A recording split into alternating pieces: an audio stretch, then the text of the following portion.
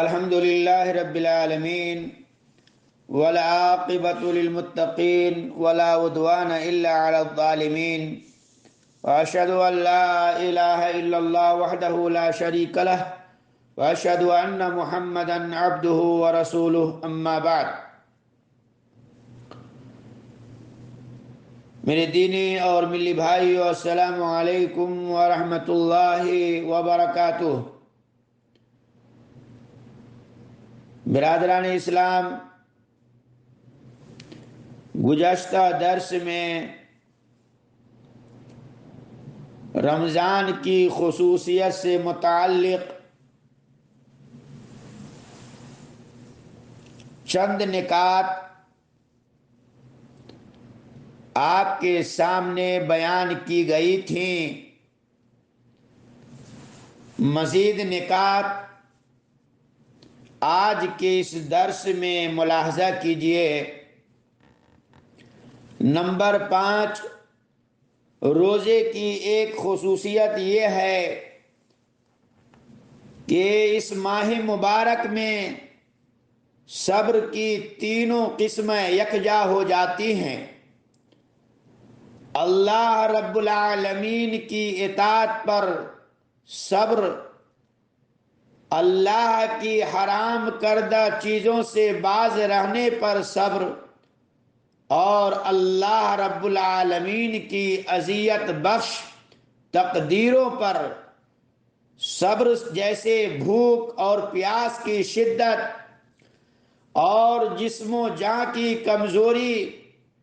اس طور پر روزہ دار کا شمار ان صابروں میں سے ہوتا ہے جن کے بارے میں اللہ تبارک و تعالی نے فرمایا انما یوفی الصابرون اجرہم بغیر حساب. سورہ زمر. صبر کرنے والوں ہی کو ان کا پورا بے شمار اجر دیا جاتا ہے. نمبر 6، روزے کی ایک خصوصیت یہ ہے کہ اللہ تبارک و تعالی نے روزہ داروں کے لیے جنت میں ایک ایسا دروازہ تیار کر رکھا ہے جس سے ان کے علاوہ کوئی نہیں داخل ہوگا. یعنی روزے دار کے علاوہ کوئی شخص اس دروازے سے داخل نہیں ہو سکتا.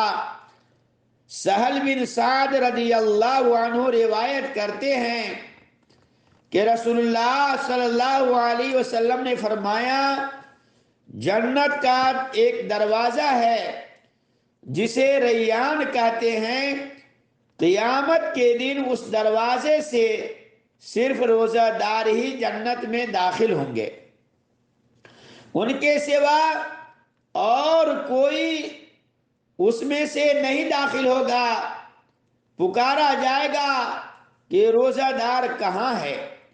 وہ کھڑے ہو جائیں گے، ان کے سوا اس سے اور کوئی نہیں اندر جانے پائے گا. اور جب یہ لوگ اندر چلے جائیں گے تو دروازہ بند کر دیا جائے گا، پھر اس سے کوئی اندر نہ جا سکے گا. اسے صحیح بخاری اور مسلم نے روایت کیا ہے. نمبر 7، روزہ کی ایک خصوصیت یہ بھی ہے کہ وہ جہنم سے بچانے والی ڈھال ہے.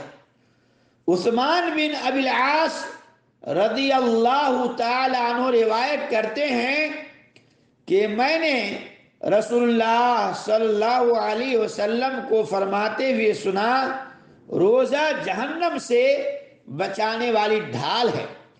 جس طرح تم میں سے کوئی جنگ کے میدان میں ڈھال سے اپنا بچاؤ کرتا ہے، اسے امام احمد نے روایت کیا ہے اور المسند کے محققین نے کہا اس کی سند مسلم کی شرط پر صحیح ہے.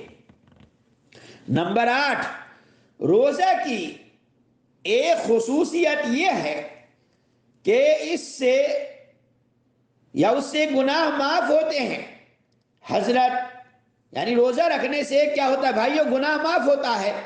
حضرت حذیفہ بن الیمان رضی اللہ عنہ بیان کرتے ہیں کہ رسول اللہ صلی اللہ علیہ وسلم نے فرمایا، انسان کو جو آزمائش یعنی فتنہ اس کے گھر، مال اور پڑوس میں ہوتی ہے، اس کا کفارہ نماز، روزہ، صدقہ اور امر بالمعروف اور نہی عن المنکر جیسی نیکیاں بن جاتی ہیں۔ اسے بخاری اور مسلم نے روایت کیا ہے۔ صحیح بخاری 525 اور صحیح مسلم 144۔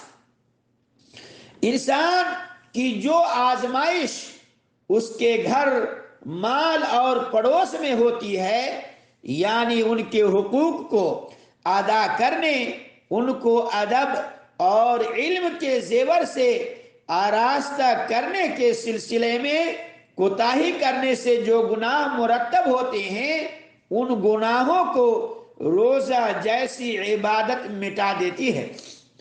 چنانچہ اللہ تعالی اس کی کوتاہی کو درگزر فرما دیتا ہے۔ امر اور نہی سے مراد بھلائی کا حکم دینا اور برائی سے روکنا ہے۔ نمبر 9، ماہ رمضان کے روزوں کی ایک خصوصیت تو یہ ہے کہ مسلمانوں پر یہ روزے آسان کر دیے گئے ہیں، اس لیے کہ روزہ دار جب یہ محسوس کرتا ہے کہ اس کے آس پاس کے تمام لوگ روزے سے ہیں، تو یہ احساس اس کے لیے روزہ رکھنا آسان کر دیتا ہے، اور اس کے اندر اس عبادت کے تئیں یعنی روزہ رکھنے کی تئیں جو ہے نشاط پیدا کرتا ہے۔ نمبر 10، روزہ کی ایک خصوصیت یہ ہے کہ اللہ تعالی نے روزہ کی حالت میں اللہ تعالی خصوصیت کے ساتھ روزہ دار کی دعا قبول کرتا ہے۔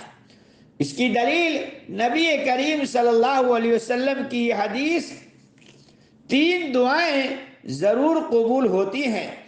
نمبر 1 باپ کی دعا، نمبر 2 روزہ دار کی دعا اور نمبر 3 مسافر کی دعا۔ اسے بہقی نے انس بن مالک رضی اللہ عنہ سے روایت کیا ہے۔ دیکھیے سنن البہقی جلد نمبر 3 صفحہ نمبر 345۔ نیز آپ صلی اللہ علیہ وسلم نے فرمایا، اللہ تبارک و تعالی 3 قسم کے لوگوں کی دعا رد نہیں کرتا۔ نمبر 1 انصاف کرنے والا حکمراں، ایسا نہیں جو چائے پر بک جائے، ایسا نہیں جو کوئی جو ہے حکمراں ہے اسے گاؤں کا کوئی آدمی ناشتہ کھلا دیا، کچھ پیسہ دے دیا، اسی کے طرف ہو گئے، نہیں، ایسا حکمراں یا ایسا شخص جو انصاف کرتا ہو، حق بولنے والا ہو، اللہ سے ڈر کر کے انصاف کرنے والا ہو، تو ایسے لوگوں کی دعا جو ہے اللہ قبول کرتا ہے۔ روزہ دار یہاں تک کہ وہ افطار کر لے اور مظلوم، یہ جو ہے 3 لوگ ہیں، ان کی دعا اللہ تعالی رد نہیں کرتا ہے۔